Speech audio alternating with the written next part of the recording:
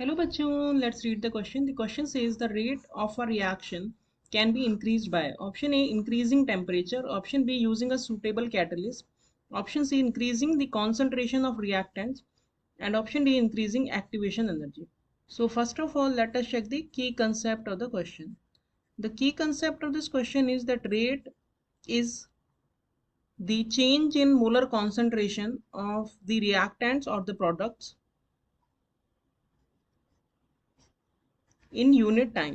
तो अगर एक रिएक्शन है सी इज गिविंग प्रोडक्ट्स, तो सी की कॉन्सेंट्रेशन में जो चेंज होगा delta C divided by time, ये होता है हमारा रेट. और यहाँ पे जो माइनस साइन है it is showing that reactant is decreasing with time, क्योंकि जैसे जैसे रिएक्शन प्रोसीड होती है वैसे वैसे रिएक्टेंट जो है वो प्रोडक्ट में कन्वर्ट हो जाता है, यानी कि जो रिएक्टेंट है वो टाइम के साथ कम होता जा रहा है. तो जो फैक्टर्स हैं जो कि रेट को अफेक्ट करते हैं वो होते हैं temperature, catalyst and concentration of reactants.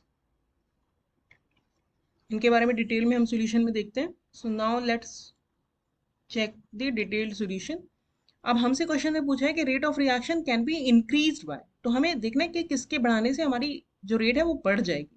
तो सबसे पहले we will talk about temperature. तो टेम्परेचर को जब हम इंक्रीज करते हैं तो क्या होता है, काइनेटिक एनर्जी बढ़ जाती है मॉलिक्यूल्स की, यानी कि they start moving with higher rate. तो काइनेटिक एनर्जी अगर बढ़ जाएगी तो उनका कोलिजन बढ़ जाएगा, कोलिजन बढ़ जाएगा तो ऑब्वियसली रेट बढ़ जाएगी, क्योंकि रिएक्शन वो फास्टर करने लगेंगे पहले से. तो यानी कि जो हमारा पहला ऑप्शन है वो करेक्ट है कि अगर हम टेम्परेचर बढ़ाएंगे तो रेट बढ़ जाएगी. जनरली 10 डिग्री सेंटीग्रेड टेम्परेचर बढ़ाने से रेट जो है वो 2 to 3 टाइम्स बढ़ जाती है. सेकेंड हमें दिया है बी ऑप्शन में using a suitable catalyst. So this is also a correct option. अगर हम कोई सुटेबल कैटलिस्ट यूज करेंगे, कैटलिस्ट यूज ही इसलिए किए जाते हैं so that they can increase the rate of the reaction. तो कुछ रिएक्शंस होते हैं जो कि नॉर्मली बहुत ही स्लो पेस से होती हैं, तो उनके रेट को इंक्रीज करने के लिए we have to use a suitable catalyst. तो कैटलिस्ट यूज करने से क्या होता है, एक्टिवेशन एनर्जी कम हो जाती है. मतलब कि जैसे मान लो ये हमारा कर्व है रिएक्शन का, तो यहाँ पे ये एनर्जी है और यहाँ पे रिएक्शन प्रोग्रेस हो रही है. तो ये पहले जो ये रिएक्टेंट है और ये है प्रोडक्ट. तो अर्लियर ये होगी एक्टिवेशन एनर्जी, और जब हम कैटलिस्ट यूज करते हैं तो वो एक नया पाथ ले लेती है और जो एक्टिवेशन एनर्जी है वो हो जाती है पहले के कंपैरिजन में कम, इसीलिए रेट बढ़ जाती है. क्योंकि एक्टिवेशन एनर्जी कम होगी तो ज़्यादा मॉलिक्यूल्स होंगे जिनके पास एनर्जी इतनी एनर्जी होगी, एक्टिवेशन एनर्जी की जितनी एनर्जी होगी, so that they can easily cross the barrier and go towards the product. तो रेट बढ़ जाती है. तो यानी कि हमारा बी भी करेक्ट हो गया. और सी में हमें दिया है इंक्रीजिंग कॉन्सेंट्रेशन ऑफ रिएक्टेंट्स. तो ये तो हमने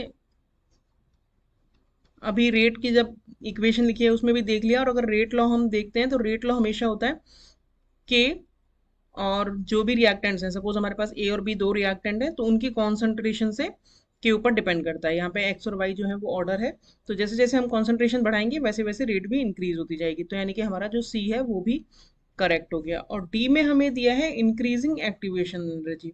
तो ये हमारा रॉन्ग हो जाएगा, क्योंकि अगर हम एक्टिवेशन एनर्जी बढ़ाएंगे तो ये जो नंबर ऑफ मॉलिक्यूल्स हैं which can easily cross the activation energy barrier, तो एनर्जी हम बढ़ा रहे हैं तो उससे उन मॉलिक्यूल्स की जो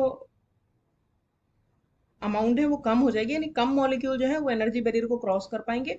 और कम मॉलिक्यूल अगर एनर्जी बैरियर को क्रॉस कर पाएंगे तो रेट जो है वो बजाय इंक्रीज होने के डिक्रीज हो जाएगी. हमें हमें बताना था कि किससे इंक्रीज होती है रेट. तो यानी कि हमारे जो करेक्ट ऑप्शंस हो गए वो हो गए option A, B and C.